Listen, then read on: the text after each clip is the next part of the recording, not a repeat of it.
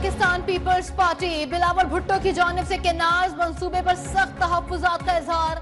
वफाकी हुकूमत से मंसूबे पर नजरसानी का मुतालबा।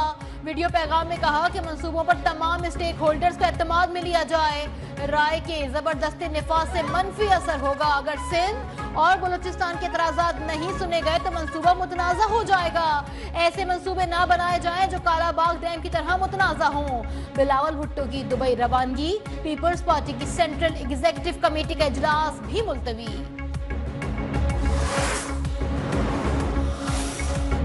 पंजाब में किसानों का कोई पुरसाने हाल नहीं। पीपल्स पार्टी गरीब मेहनत कशों को किसी सूरत तनहा नहीं छोड़ेगी।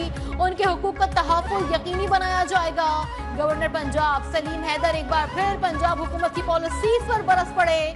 अली हैदर गिलानी और अली कासिम गिलानी से मुलाकात में कहा, गंदम के रेट 3900 रुपए मुकर्रर किए गए लेकिन कोई 2000 में भी लेने को तैयार नहीं। ज़रा अद्वियात बीज इंतहाई महंगे हैं। पीपल्स पार्टी पंजाब असेंबली में ज़रा इनकम टैक्स बिल पर वॉकआउट कर चुकी है।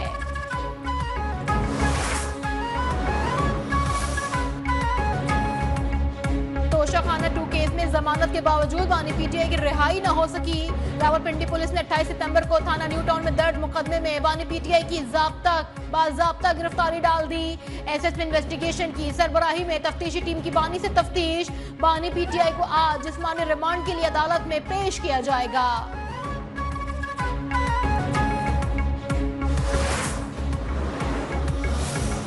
थाना I-9 में दर्ज मुकदमे में अली अमीन गंडापुर को इश्तिहारी करार देने की कार्रवाई का आगाज। इंसदादे दहशतगर्दी अदालत इस्लामाबाद के जज ताहिर महमूद सप्रा ने कहा, बार बार तलबी के बावजूद अली अमीन गंडापुर अदालत में पेश नहीं हो रहे।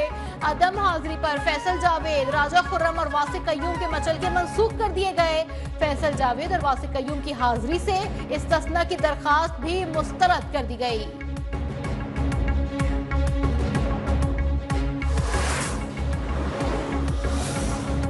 रिहाई के बजाय बानी पीटीआई की मुश्किलात मजीद बढ़ने जा रही है। सेनेटर फैसल वावरा का दावा, कहा बानी पीटीआई से मिले जाने वाले कॉम्प्रोमाइज्ड हैं, वो सिर्फ परफॉर्मेंस दे रहे हैं। अगर परफॉर्मेंस पूरी ना हुई तो वो जेल जा सकते हैं। जेलें अली अमीन गंडापुर की मर्जी से खुल रही हैं, वो आ जा रहे हैं।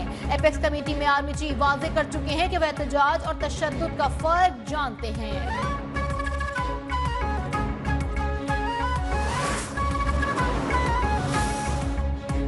पीटीआई के एहतजाज से निपटने के लिए हुकूमती तैयारियां। इस्लामाबाद के दाखिली और खारजी रास्तों पर कंटेनर्स पहुंचाने का सिलसिला जारी। 23 नवंबर से इंटरनेट और मोबाइल सर्विस जुज़वी तौर पर मुअत्तल करने का फैसला। पुलिस को आंसू गैस के शेल, रबड़ की गोली और एंटी राइट्स किट्स फराहम कर दी गई। इस्लामाबाद में रेंजर्स तैनात की भी मंजूरी। वफाकी पुलिस ने पंजाब और सिंध पुलिस से भी मदद मांग ली। एहतजाज रुकवाने के लिए ताजिरों ने इस्लामाबाद हाई कोर्ट से रुजू कर लिया।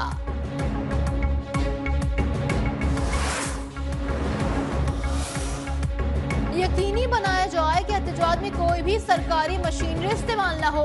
वफाकी वजीर दाखिला का चीफ सेक्रेटरी खैबर पख्तूनख्वा को मरासला जारी। मरासले के मुताबिक तहरीक इंसाफ के गुज़िश्ता एहतजाज में भी सरकारी वसाइल इस्तेमाल किए गए थे। इस बार यकीनी बनाया जाए कि सरकारी मुलाजमीन और सरकारी खजाना किसी भी सियासी जमात के एहतजाज में इस्तेमाल न हो।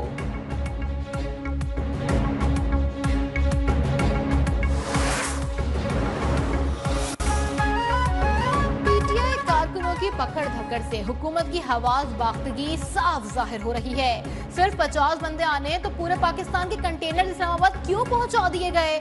मुशीर इत्तलात खैबर पख्तूनख्वा बैरिस्टर सैफ का बयान। जरताज गुल ने कहा, हुकूमत के पास पीटीआई के मुतालबात की मंजूरी के सिवा कोई ऑप्शन मौजूद नहीं। 24 नवंबर को डी चौक पर पुरअमन एहतजाज हर सूरत होगा।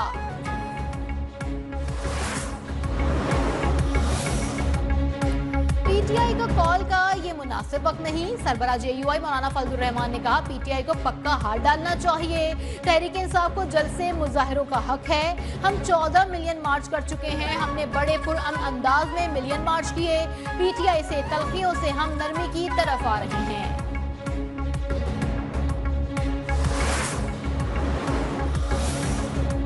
सुप्रीम कोर्ट के आईनी बेंच ने ऑडियोज लीक कमीशन पर वफाकी हुकूमत की रिपोर्ट तलब कर ली।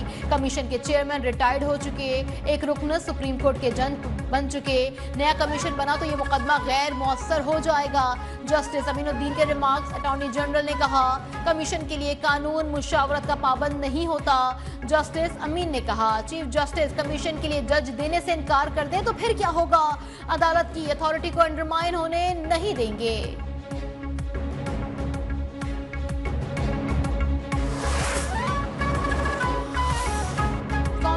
सेक्रेटरीट में बदनवानियों के खात्मे के लिए स्पीकर अयाज सादिक का बड़ा एक्शन।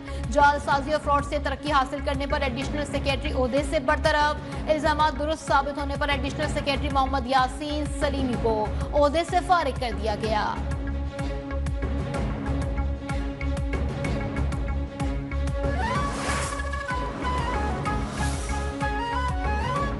मायूसी फैलाने और डिफॉल्ट की बातें करने वाले लोग आज किधर हैं? क्या उनको जवाबदेह नहीं ठहराना चाहिए?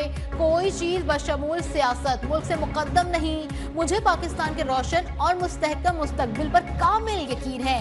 एक साल पहले छाए हुए मायूसी के बादल आज छट चुके हैं। Army chief general Syed Asim Munir का कराची में ताजिर बरादरी से खिताब। कहा जितनी भी मुश्किलात हो अगर हम सब मिलकर खड़े हो जाएं तो कोई कुछ नहीं बिगाड़ सकता।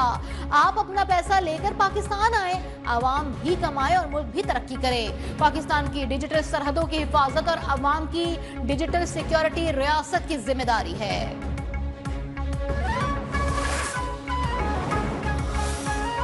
कराची एक्सपो सेंटर में दिफाई नुमाइश आइडियाज का तीसरा रोज। खुद साख्ता टैंक, हैदर, शहीद 3 ड्रोन समेत जदीद टेक्नोलॉजी से लेस दिफाई साजो सामान तवज्जो का मरकज। शुरा की तुर्किया के जदीद असलहे में खास दिलचस्पी।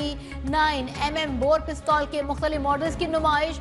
आज सुबह सी व्यू पर शहरियों के लिए कराची शो का भी इनेकाद किया जाएगा।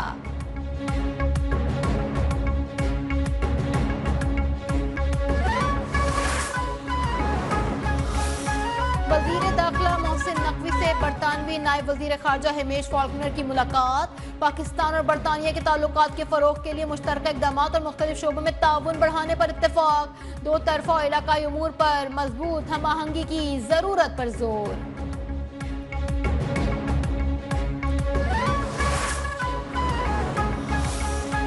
आलूदा तरीन शहरों में लाहौर आज फिर से सरे फहरिस्त। कुछ देर पहले फजा में मुजरे सेहत ज़रात की मिकदार 593 रिकॉर्ड। 214 पार्टिकुलेट मीटर्स के साथ कराची का तीसरा नंबर। फैसलाबाद, रुझान समेत पंजाब के दीगर शहर भी जहरीली हवाओं की लपेट में।